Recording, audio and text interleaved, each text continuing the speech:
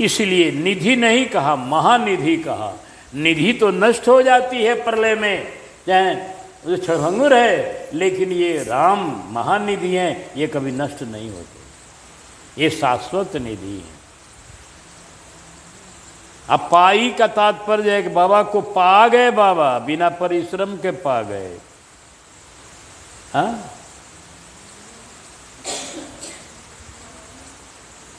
तपस्या किया मनु जी ने, शत्रुपा जी ने, दोनों ने तपस्या किया, कठोर तपस्या करके वरदान पाया। भगवान वरदान दिए, हम तुम्हारा बेटा बनेंगे। इसके बाद फिर दशरथ बन के वो प्रकट हुए, कौशल्या जी, शत्रुपा जी कौशल्या बन के प्रकट हुई अयोध्या में। तो कितने दिनों तक ये संतों की सेवा और सब धर्म कर्म करते रहे। बीत गया समझिए कि 60,000 वर्ष।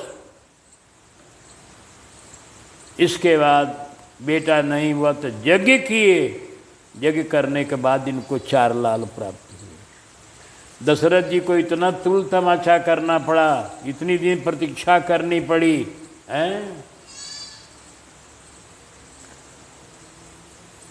कितना दिन बिना भोजन के रहना पड़ा, बिना पानी के रहना पड़ा, बिना वायु के, वायु को छोड़ दिए थे अंत में श्री मनु जी। बरस सहस 10 त्यागे सो, ठाढ़े रहे एक पर 2।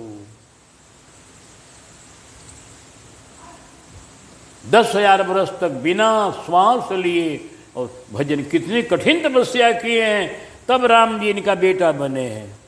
अब बाबा विश्वामित्र जी कुछ नहीं, बस बक्सर से चले, अब मांग लिए। इनको मांगने से मिल गए बाबा।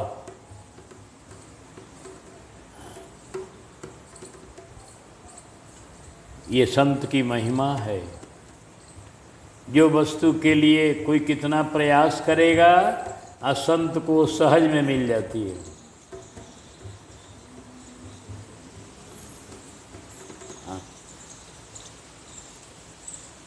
संत को सहज मिल जाती है, भगवान की कृपा ऐसी है। बाबा पर ऐसी कृपा ठाकुर जी की हुई है कि देखो, परिश्रम किया दशरथ जी ने और कौशल्या जी ने, तपस्या और क्या किया, और इनको तो बस एक क्षण में भगवान को मांग लिए, इनको मिल गए। विश्वामित्र महानिधि पाई, विश्वामित्र। हाँ, दुनिया के वालों को आंख खुलना चाहिए कि ये महानिधि है राघव। राघव असली धन है, असली धन भगवान ही धन है जीव के, और सब धन तो सब धोखा देने वाला है। एक यही धन है जो आपको जन्म जन्मांतर में काम आएगा। हाँ, और अनके गृह द्रव्य बढ़े, तुलसी गृह राम के नाम खजाना है। तुलसी यह बात विचारी कहे, मन छाड़ी के सोच भजो भगवान।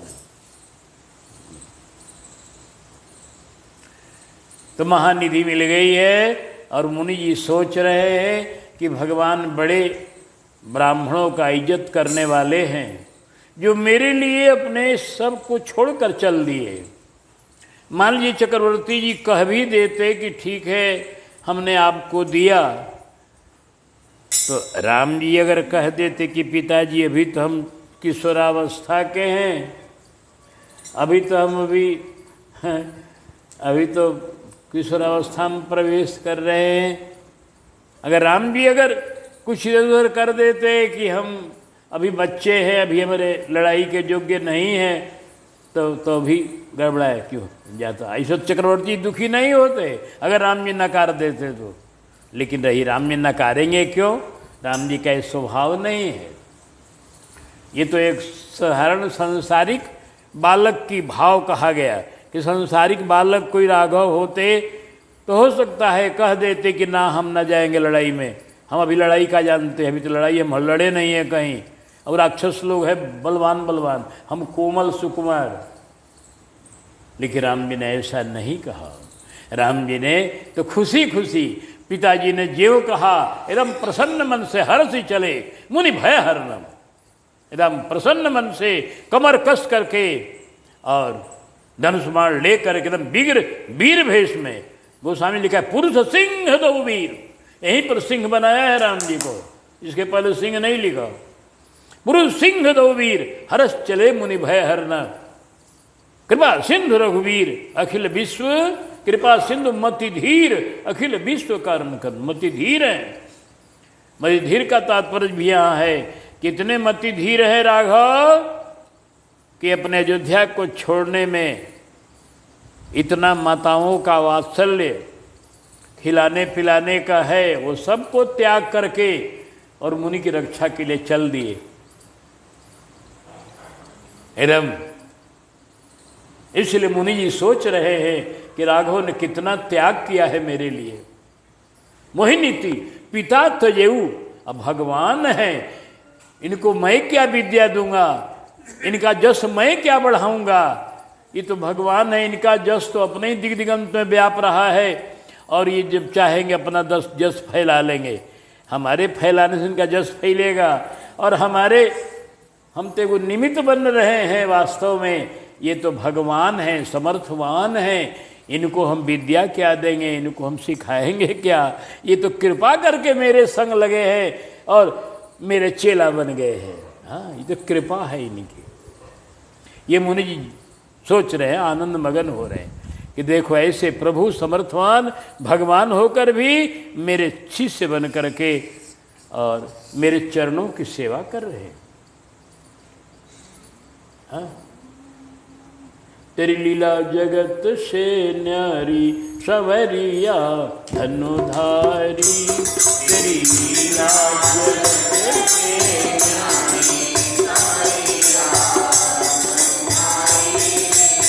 कौशिक मुनि के चरण दबावत, कौशिक मुनि के चरण दबावत, कौन कि जाहि भजत त्रिपुरारी सवरिया धनुधारी, जाहि जपत त्रिपुरारी सवरिया धनुधारी।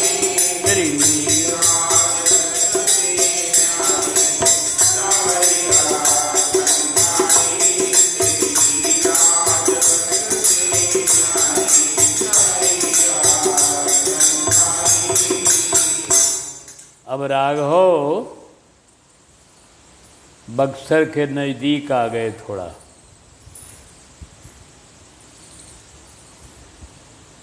और बड़ा घनघोर जंगल आया। एक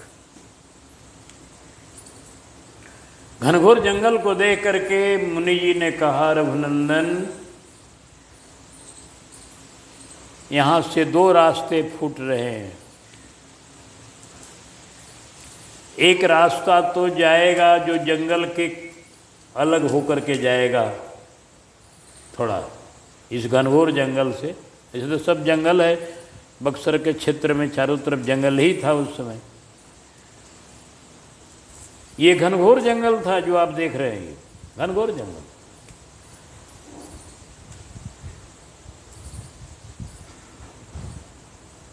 राघव ने पूछा जंगल के विषय में कि बड़ा घनघोर जंगल है गुरुदेव।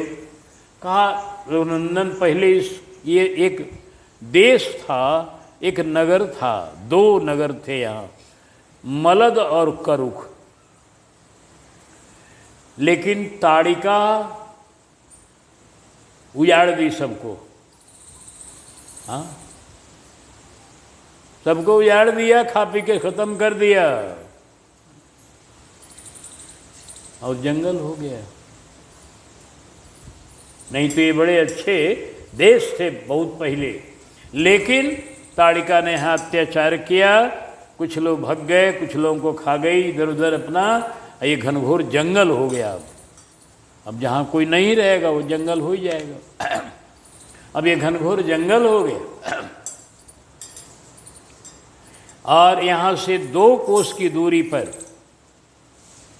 आधे योजन पर ताड़िका रहती है इसी जंगल में। तो आप ये बतावें कि पहले कुटिया पर चलेंगे कि पहले हैं ताड़िका के भेंट करेंगे हम लोग? पहले ताड़िका को देखा जाएगा। राम जी वीर हैं, राम वीर आदमी। राम जी बोले अरे गुरुजी पहले चलिए, पहले ताड़िका से ही भेंट हो तो क्या दिक्कत है, चलिए, डरिए मत आप। अब भय की कोई बात नहीं है। अब हम रघुवंशी राजकुमार हैं। ताड़िका आएगी, ताड़िका के संगी साथी आएंगे, सब लोगों को हम दोनों ठीक कर देंगे। चलिए इधर से ही चलिए, इधर चले, हाँ चलिए। आगे बढ़े मुनि जी।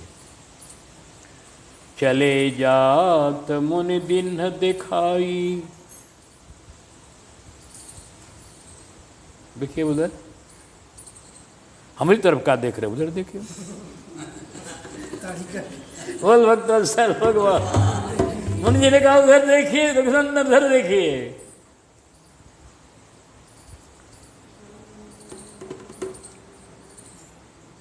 उधर की तरफ आप देख रहे हैं ना, बहुत ऊंची ताड़िका है वो, बहुत दूर से दिखाई पड़ रही है।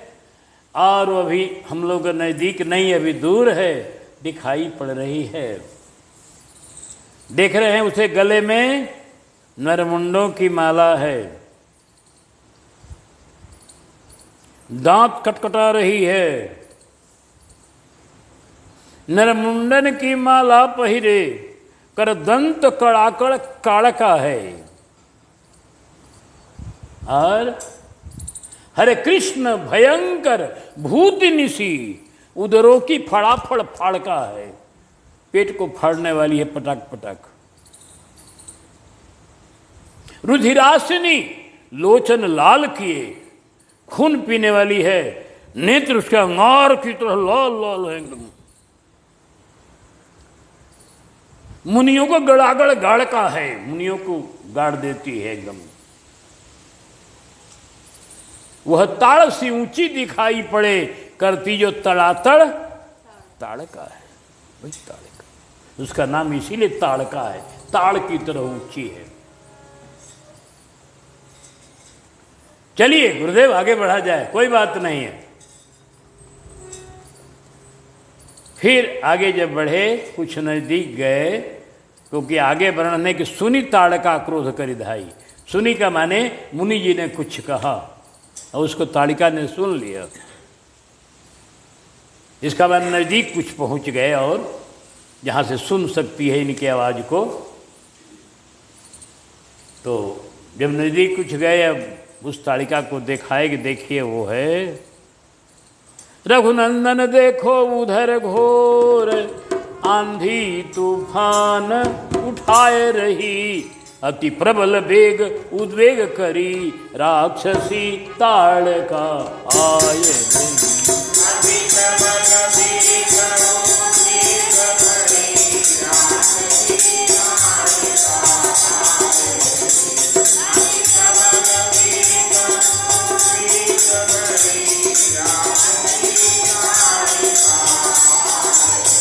रघुनंदन अब तनिक देर का काम नहीं, धनुबान शीघ्र संधान करो। इस यात्रा का यह प्रथम विघ्न, संकट से जग का त्राण करो।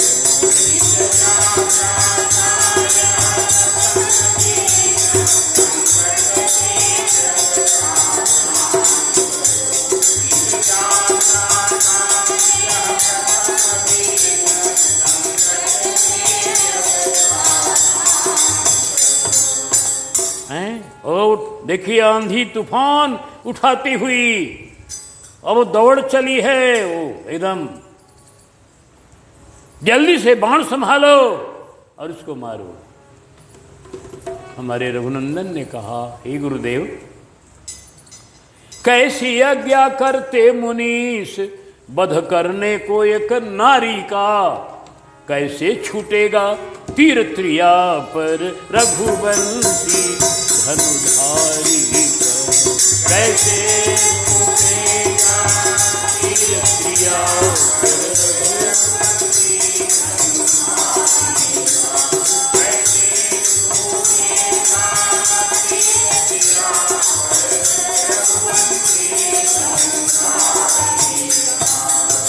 है अस्त्र शस्त्र कर में अवश्य, पर धर्म विचार हृदय में है।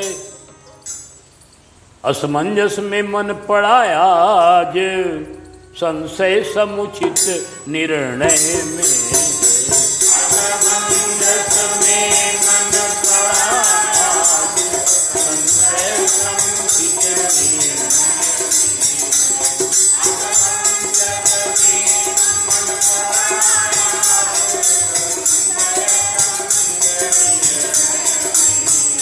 हे गुरुदेव, आप आज्ञा ऐसी कर रहे हैं जो शास्त्र में मना किया गया है कि क्षत्रिय अपने बल का प्रदर्शन किसी नारी पर न करे। तो बताइए कि रघुवंशी मैं हूँ और मैं नारी पर आज तीर चला दूंगा, रघुवंश कलंकित हो जाएगा न गुरुदेव। आज आपकी आज्ञा हो रही है, कठिनाई यह है, आप गुरुदेव हैं, आपकी आज्ञा भी मानना जरूरी है। गुरुदेव ने कहा, अरे रघुनंदन, हम शास्त्र विरुद्ध आज्ञा दे ही नहीं सकते। जिस शास्त्र में ये कहा गया है कि नारी का वध नहीं होना चाहिए, उसी शास्त्र में ये भी कहा गया है अतताई का वध कर डालो, अतताई को छोड़ो मत। अतताई 6 होते हैं, जिनमें विष देने वाला, अग्नि लगाने वाला, नारी का अपहरण करने वाला, जीविका को हरने वाला, खेतबाड़ी इत्यादि को, और हथियार लेकर जो मारने आ गया वो शस्त्रपाणी नाम। जो हथियार लेकर मारने आ गया है उसको अब उसको मारने में कोई दोष नहीं, कोई पाप नहीं। अब तो प्राण लेने आ गया ना, तब अब प्राण रक्षा करेंगे हम। वो नारी हो चाहे पुरुष हो, यहां वो भेद नहीं है तताई में।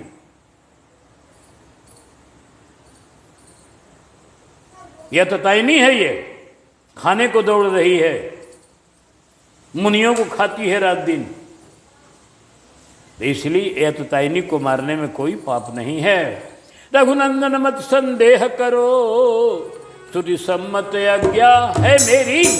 यह समय चूक की हुक न हो, या ते मत करो तनिक देरी।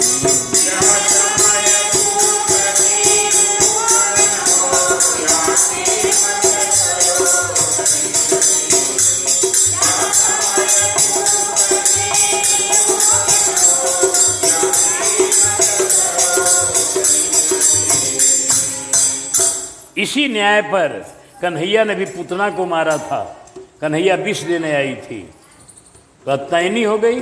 वो कन्हैया कहते हैं पुतना विष देने आई थी, अततायनी हो गई, उसको मारा बिना हिचक। तो इसलिए अततायनी चाहे अतताई ये वध के योग्य हो जाते हैं। आप संदेह मत करो।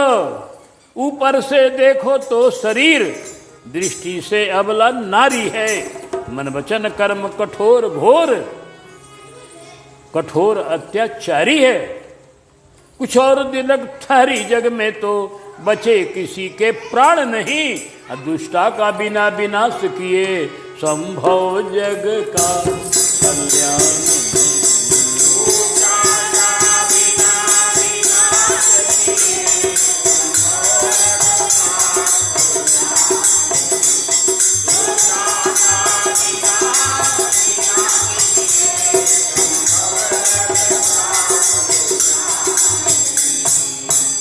तब तक वह उमड़ती हुई, गरजती हुई और दौड़ी हुई चली आ रही है।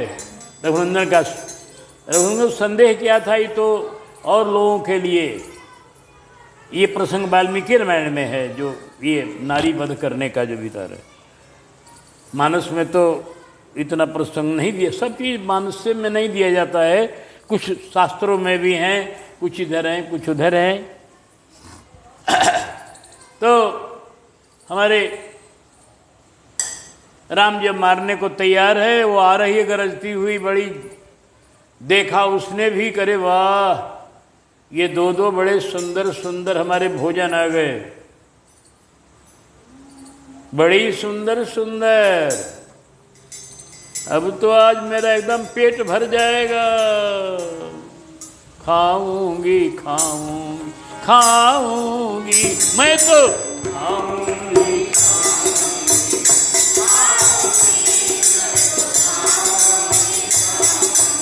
बड़का को खाऊंगी, छोटका को खाऊंगी, बड़का को खाऊंगी,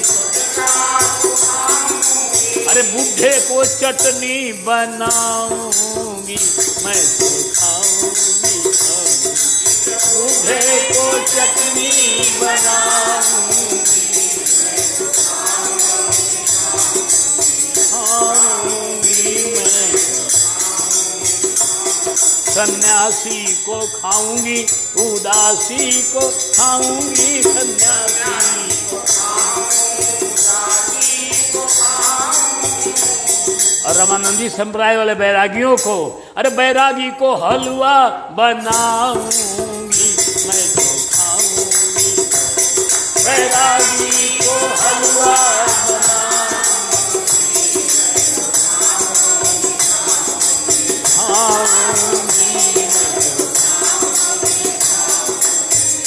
फलहारी को खाऊंगी, जटाधारी को खाऊंगी, फलहारी को खाऊंगी, फलहारी को खाऊंगी, जटाधारी को खाऊंगी, और ब्रह्मचारी को कच्चे चबाऊंगी, मैं तो खाऊंगी।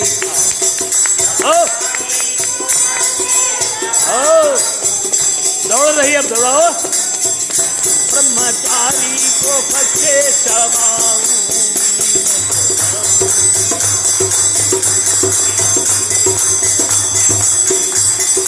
खाऊंगी मैं तो खाऊंगी। आ रही थी खाऊंगी खाऊंगी, भगवान ने कहा अच्छा आज खा ले, पहले देख। बस भगवान ने एक बाण मारा, हाँ एक ही बाण प्राण हरि ली,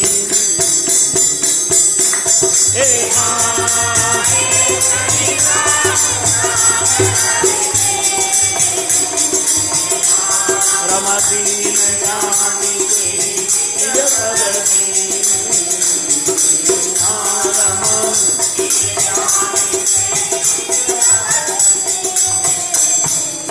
राघव ने मारा एक बाण में धराशायी हो गई। वो खेल वाला बाण है। अभी सारंग धनुष तो मिलेगा परशुराम जी से, अभी इनका जो मुख्य धनुष है सारंग धनुष, जो दधीची जी की हड्डी से बना हुआ है, जो बड़ा मजबूत धनुष है, वो तो मिलेगा अभी परशुराम बाबा देंगे। अभी तो खेल वाला धनुष है, अब उससे मारा ताड़िका भगवान के हाथ में जो आ जाएगा वज्र बन जाएगा। इनकी बस एक सीख को ये ब्रह्मास्त्र बना दिए चित्रकूट में।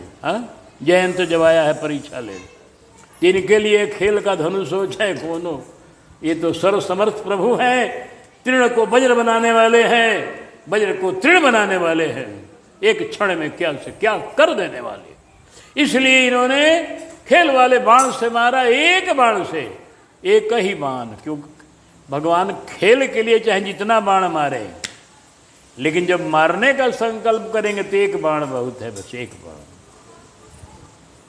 एक बाण। वाल्मीकि जी ने प्रभु का गुण बनाया, बताया है कि राम 2 बार नहीं बोलते, राम 2 बार स्थापना नहीं करते, राघव 2 बार बाण नहीं चलाते। 3 गुण बताए। 2 बार स्थापना नहीं करते का माने है कि एक बार जिसको बैठा देंगे कहीं, अब कोई उसे उतार नहीं सकता है कि दोबारा बैठाना पड़े।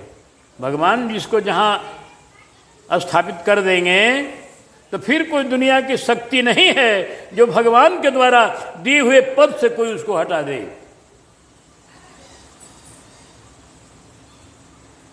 विभीषण को लंकेश कह के राज दे दिया, लंकेश कह दिया, आते आते राज दे दिया, तिलक कर दिया।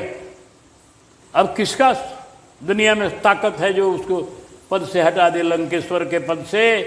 इसलिए हनुमान जी बिना हिचक जाके माँ के यहाँ बोले कि अभी चल राज विभीषण पायो। राघव ने लंकेश कह दिया, राजा बना दिया, अब वो अभी चल राज है, उसे कोई अब उस पद से हटा नहीं सकता है। एक बार जिसको राघव बैठा देंगे जहां, वहां से उतारने का सामर्थ्य किसी को नहीं। इसे राघव एक ही बार बैठाते, 2 बार नहीं। अब बोलते हैं एक बार, राघव 2 बार नहीं बोलते, एक बार जो बोल दिए बस हो गया। राघव के वचन अकाट्य है, सत्य संध है। आज कुछ और कल कुछ और बोलने वाले राम जी नहीं है, एक बार बोल दिए बस हो गया। और 2 बाण नहीं चलाते, एक ही बाण उनका बहुत है। एक बाण से कोई, अब ये नहीं कि एक बाण से कोई बच जाएगा, कोई बचेगा नहीं। वो त्रिलोकी में घुमाएगा तब वो नहीं बचेगा, 14 भुवन में घुमाएगा तब वो नहीं बचेगा, अनंत ब्रह्मांडों में भ्रमण करेगा तो भी नहीं बचेगा। एक बाण चल देगा अगर तो। वो कि इनका बाण जड़ नहीं है, इनका बाण भी चेतन है। बाण नीचे ऊपर सब जाता है, लोक लोकांतर जहाँ जाइएगा वहाँ आपका पीछा करते रहेगा। जयंत कहाँ नहीं गया और सब जगह पीछे करते हुए बाण गए। इस कारण से भगवान 2 बाण नहीं चलाते, एक बाण चलाते हैं। राघव खेल के लिए हजारों बाण चला सकते हैं, वो तो खेल कूद का बात अलग है, लेकिन मारना चाहेंगे तो एक बाण। एक ही बाण प्राण हरि लीन,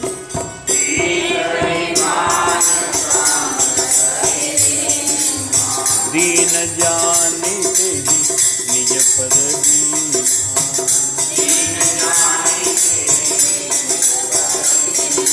ताड़का मर गई, लेकिन दयालु प्रभु की दयालुता देखो। इस राक्षसी को, इस खून पीने वाली को, रक्त पीने वाली है यह, ऐसी राक्षसी को दीन जानकर, दीन माने दीन कहते हैं उसको, एक तो ये अबला है, इससे भी दीन है, विधवा भी है, दीन है, और साप ग्रसित है, दीन है। और एक बात और भी है कि इसके पास उद्धार होने के लिए कोई साधन नहीं है। दीन माने अभावग्रस्त, जिसके पास कुछ नहीं है उसी को दीन कहते हैं। इसके पास कोई साधन नहीं है, कोई साधन, ये तरेगी।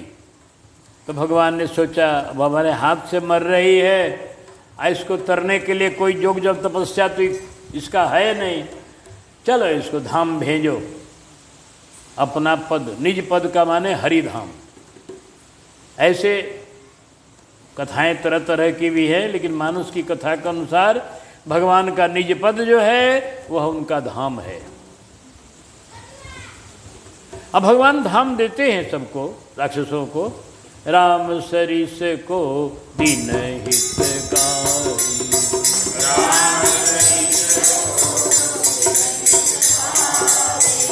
तिन्हें मुकुट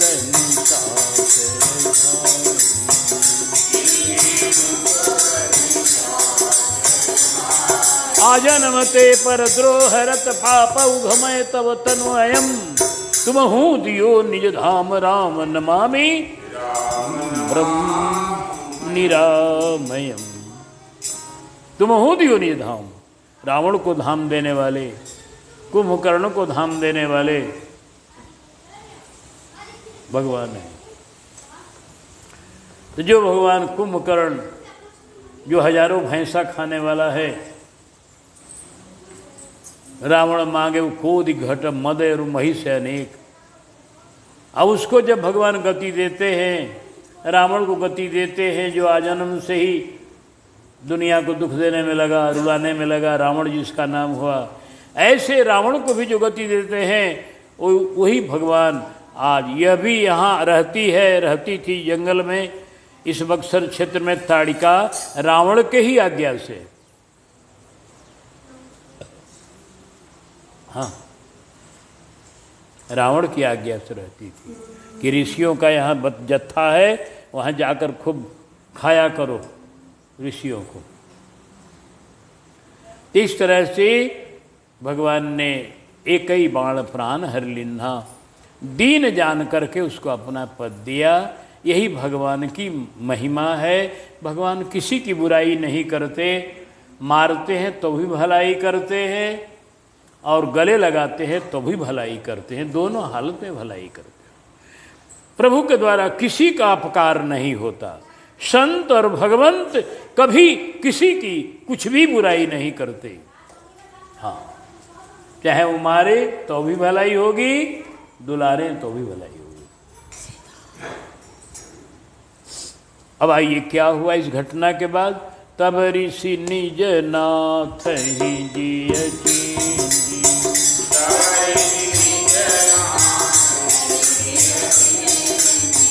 विद्या निधि कहूँ विद्या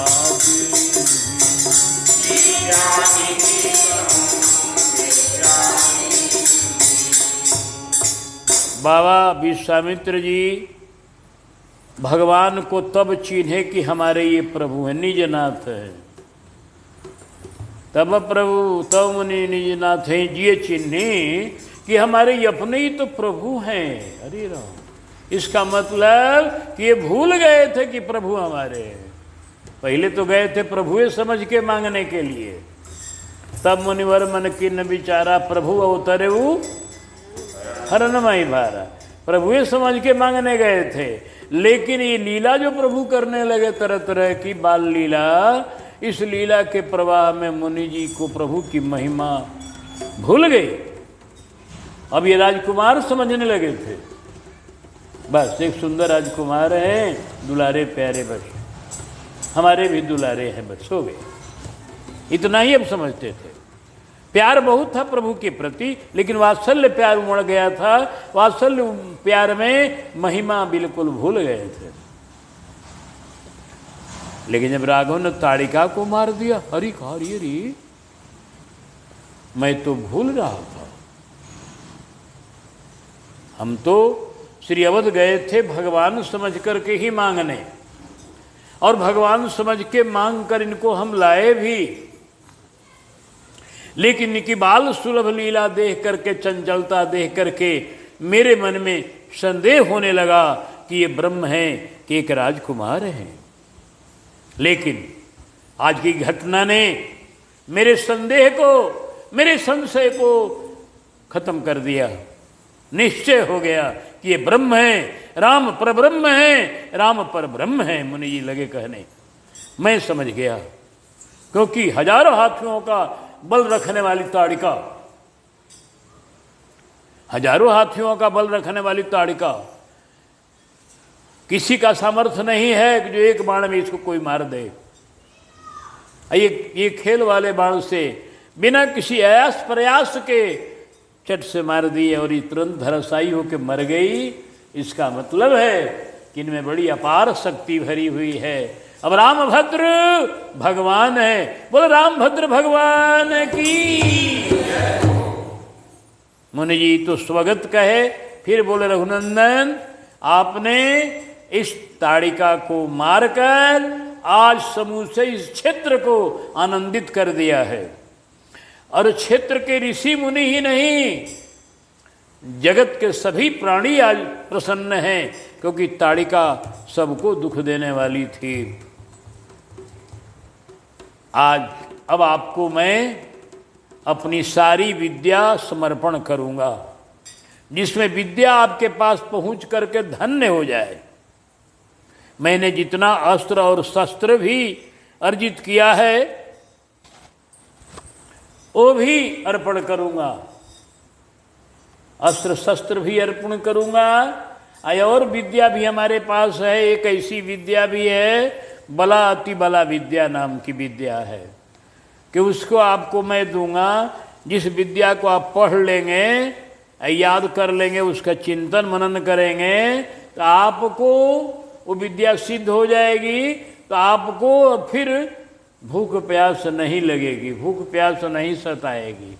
और इतना ही नहीं होगा, आप जहाँ भी सोएंगे आपका कोई बाल बांका नहीं करेगा। जंगल में भी सोएंगे तो, कहीं रहेंगे, इस विद्या के चलते आपकी रक्षा भी रहेगी।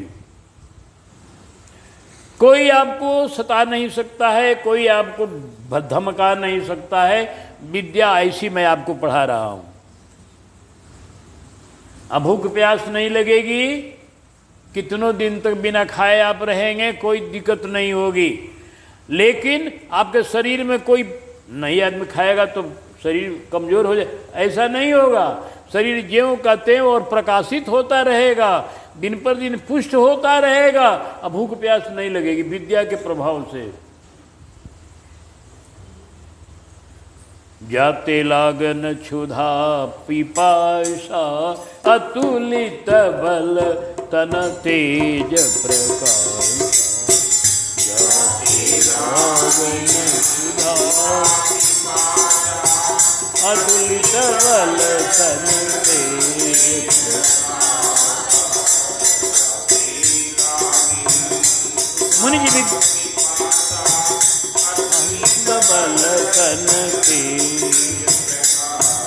मुनि जी विद्या प्रदान कर रहे हैं, यह समझकर नहीं कि राम जी को विद्या नहीं आती है, यह जान लीजिए। वो जानते हैं कि इनको सारी विद्या प्राप्त है, ये विद्या के समुद्र हैं। विद्या निधि कहूँ विद्या दीनी। जैसे हम लोग भोजन जब प्रभु को अर्पण करते हैं, यही कहकर करते हैं कि तोदीयम वस्तु गोविंदम तुभ्यमेव समर्पये, आपकी वस्तु आपको मैं दे रहा हूं, और कहां से दूंगा, कौन चीज आपको दूंगा, सब तो आप ही का है। ये आपने ही सब कुछ बनाया है, हैं? चावल दाल मिठाई चीनी सब कुछ आपने बनाया, आपकी ही बनाई हुई सारी वस्तुएं हैं। गाय आपने बनाया, दूध आपने बनाया, ईख आपने बनाई, उसमें रस आपने बनाया, तो चीनी तैयार हुआ, सब आपने ही सब किया, और अंत में मिठाई बन गई, सब आप ही की कृपा है। तो इसलिए ये वस्तु आपकी पहले से ही है, आपकी वस्तु आपको हम दे रहे हैं, अपनी वस्तु नहीं दे रहे। हमारी वस्तु है ये नहीं कुछ, हम भी खुद अपने नहीं हैं, हमारा हाथ गोड़ भी अपना नहीं है, आपका दिया हुआ है। हमारी बुद्धि भी अपनी नहीं है, आपका दिया हुआ है।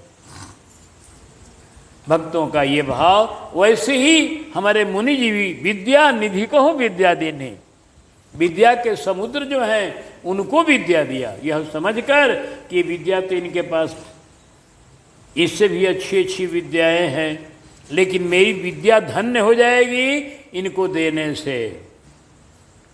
भगवान सारी विद्या ले लिए, जब सारी विद्या प्रदान कर दिए, आयुध सर्व समर्पिके, समूचे क्षत्रियों का विद्या और ब्राह्मणों की विद्या, दोनों विद्या प्रदान कर दिए, क्योंकि दोनों रहे हैं, पहले के क्षत्रिय भी हैं और अब ब्राह्मण बन गए हैं। तो क्षत्रिय की विद्या भी इनके पास बहुत थी, आयुध, आयुध माने हथियार होता है, वो क्षत्रिय विद्या।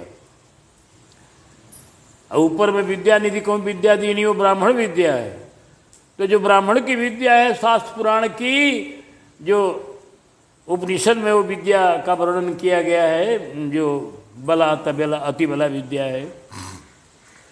तो जो ब्राह्मण की विद्या थी शास्त्र पुराण की, वो भी, और जो क्षत्रिय की विद्या शस्त्रों की, वो भी, दोनों राम जी को अर्पण कर दिया।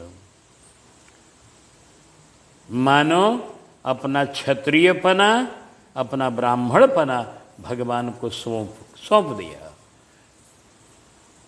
और अब बिल्कुल भगवान के एक महान उपासक हो गए।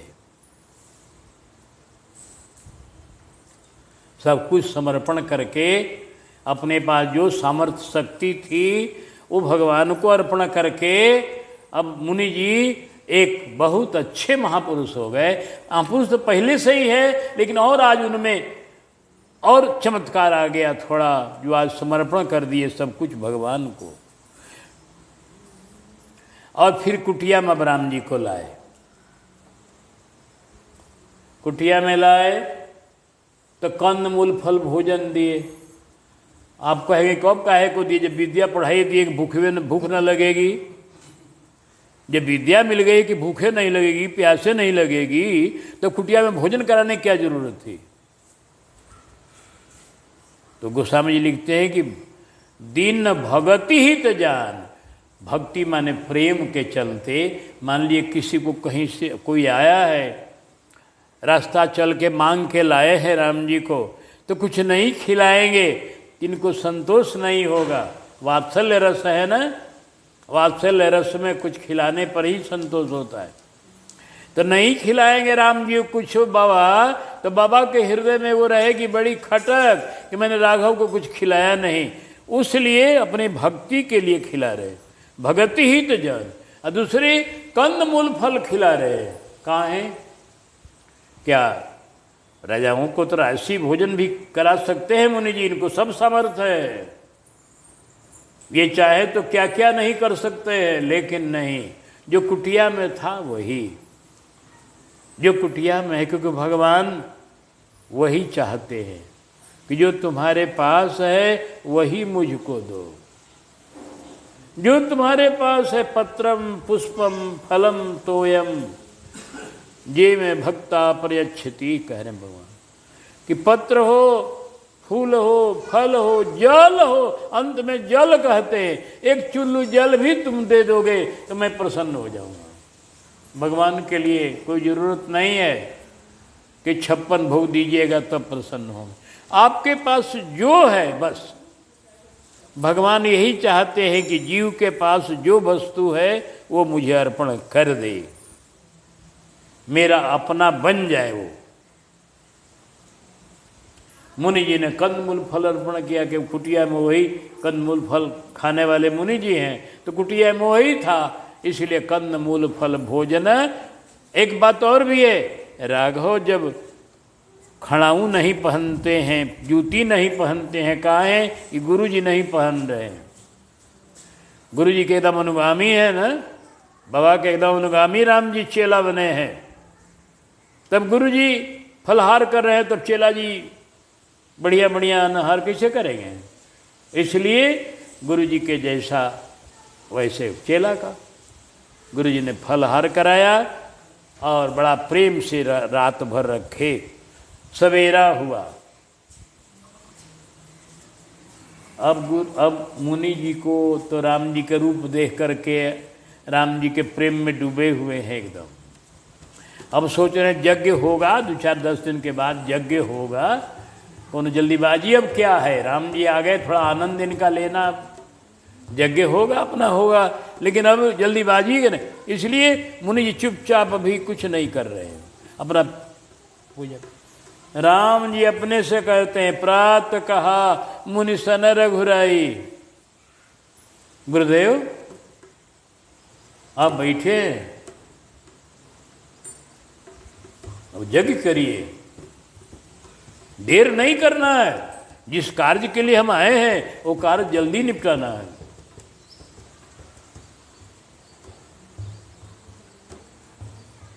राम जी ने कहा यज्ञ में कुछ समय लगेगा, एक दिन में यज्ञ नहीं पूरा होगा, 5-6-7 दिन लगेगा। कहा आप निश्चिंत होकर यज्ञ करिए, निर्भय यज्ञ करो। प्रात कहा मुनि सन रघुराई,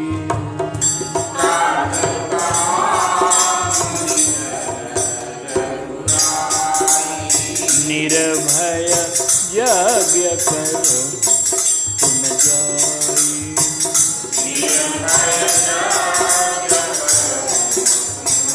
आप डरिए नहीं तनिक भी, हाँ एकदम निर्भय होइए, हम दोनों भैया रक्षा करेंगे आप लोगों की, तनिक भी कुछ नहीं, कोई नहीं करेगा वो। राक्षस लोग आएंगे, मैं जानता हूं, ताड़िका मरी ऐसी सूचना उन्हें मिलेगी, बौखलाएंगे और यज्ञ का धुआं देखेंगे, बौखला कर आएंगे तो हमसे सामना होगा। आप लोग यज्ञ करिए, निर्भय यज्ञ करो तुम जाइए। यहीं पर हमारे मनीषी लोग कहा करते हैं कि भगवान ने इस क्षेत्र को निर्भय किया, निर्भय जग, इसीलिए कहावत यहाँ चल पड़ी, क्यारा जिला घर बा तो कोने बात के डर बा। ये कहावत शुरू यहीं से हुई है। राम जी ने जब कह दिया निर्भय यज्ञ करो, तब कहा कब का तो राम जी निर्भय कर दिए, आरा जिला घर बा तो कौन बात के डर बा। लेकिन निर्भय किए भगवान यज्ञ करने के लिए, पूजा पाठ करने के लिए, अत्याचार करने के लिए नहीं। अब इस शब्द का प्रयोग लोग थोड़ा मनमानी में भी करते हैं, मनमानी में भी लोग कर देते हैं। गाड़ी को जहाँ मन हुआ तहाँ रोक दिए, इधर के क्षेत्र में ज़्यादा होता है। अब ऐसे तो सभी जगह आजकल क्या कहना है, कलयुग का ऐसा प्रभाव है। लेकिन ये लोग कहावत सब लोग बनाए हुए हैं कि राजा घर बा तो कौन बात के डर बा। वह धर्म करने के लिए निर्भय किया राम जी ने, पाप करने के लिए, अत्याचार करने के लिए नहीं। अत्याचारियों को तो मारने के लिए तैयार है, उनको निर्भय कहा, उनको तो मारेंगे। इसलिए यज्ञ करने में आप निर्भय रहिए, पूजा करने में निर्भय रहिए, कथा सुनने में निर्भय रहिए, आप प्रभु के पास चलने में निर्भय रहिए। आपका कोई बाल वांका नहीं करेगा। इसके लिए भगवान निर्भय यज्ञ करहूँ तुम जाई, निर्भय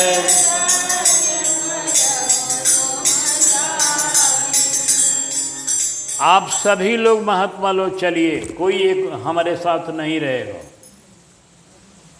होम करन लागे मुनि झारी, बहुत महात्मा थे इस जंगल में।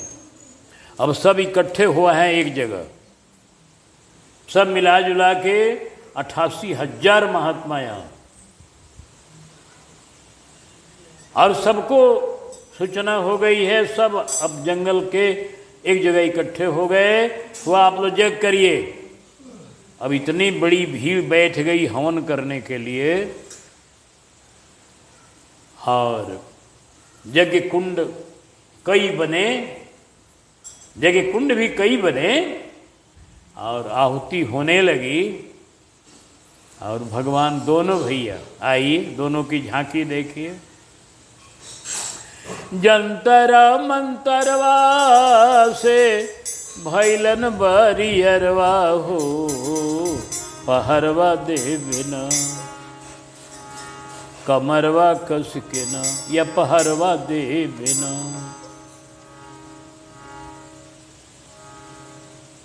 ऐलन बगसर सहरवा हो, पहरवा देविना। ऐलन बगसर सहरवा हो,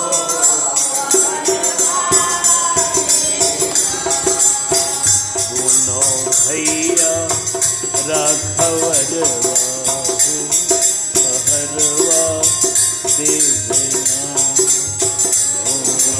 भैया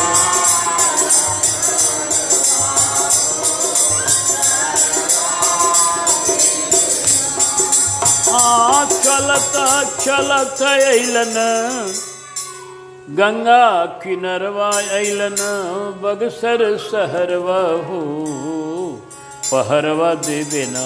अरे देखे लगलन जंगल झरवा,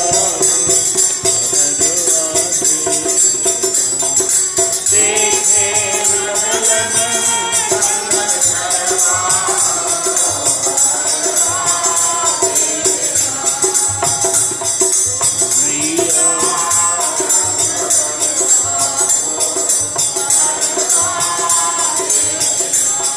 जंतरा मंतरवा से भैलन बरियरवा हो, कमरवा कस के ना। एकदम कमर कस के दोनों भैया जगह रक्षा के लिए तैयार है। हमारे गुरुदेव कहते देखो, जिनकी पहरेदारी, पहरेदार की नौकरी होती है, चौकीदार की नौकरी होती है। बड़े बड़े राजाओं के यहाँ पहरेदार रहते हैं, उनकी रक्षा के लिए अंगरक्षक होते हैं जी।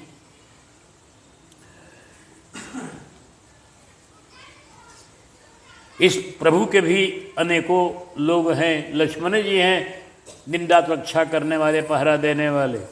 लेकिन आज स्वयं पहरेदार बने हुए हैं, स्वयं पहरे पर खड़े हैं आज राघव। कमर कसकर खड़े एकदम, धनुष बाण लेकर दोनों भाई।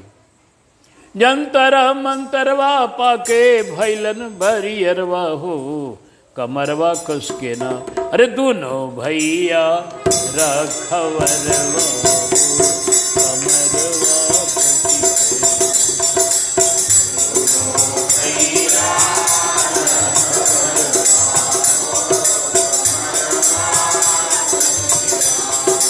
धूम के धूम गजरवा से धुआं उठा, समझिए अनेकों कुंड हैं और यज्ञ बहुत दूर में फैला हुआ है, एक जगह नहीं हो रहा है, छोटा सा यज्ञ नहीं हो रहा है, उस यज्ञ में लाखों लोग शामिल हो रहे हैं, इसलिए अनेक कुंड और अनेक जगह यज्ञ हो रहा है। राघव दोनों भैया एकदम तैनात हैं कि जिधर से भी कोई शत्रु आएगा हम लोग देख लेंगे उसको। तो हुम के धूम गजरवा से हुम का ऐसा धुआं उठा और स्वाहा की ध्वनि ऐसी हुई प्रबल, एकदम स्वाहा,